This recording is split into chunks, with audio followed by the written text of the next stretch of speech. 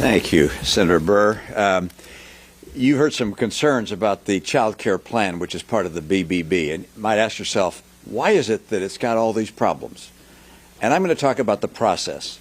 The question is the right way to write legislation having a few people in one party only sit down and write something themselves without any input from the other party, without hearings, without the back and forth between the two houses with Republicans and Democrats working together? Is that the right way to get a piece of legislation done, which affects, in this case, a pretty darn important thing, our children and raising our kids?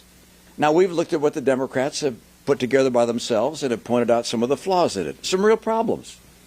But the heart of the problem is that they haven't been willing to work on a bipartisan basis to see if we couldn't come up with something better, something that would be acceptable to both parties, such that if down the road the Republican Party happens to be in charge, we might not just throw what they have out and move to an entirely different program. Now, you might say, Republicans don't care about this. Actually, we do.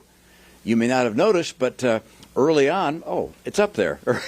Somehow it appeared. Early on, I put out a plan that was able to provide monthly checks for each child and up to 5 children per household. It was entirely paid for. And I'm not going to go through all the details, but this is designed not to say that it's necessarily better than the Biden plan. I think it is, but you may not agree.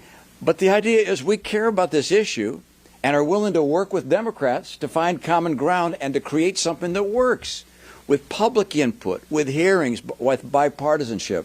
The reason BBB does not make sense, one reason it does not make sense, not just because it's a bad piece of legislation, but because it hasn't been worked together on a collaborative basis to work for the American people, to represent not just a few people, but to represent all the people of our country. And I hope that our Democrat friends take that into account. I'm working with a couple of Democrats saying, hey, let's work together. Let's work together on caring for our kids. I think we can do that, and I hope that we're able to do that next year.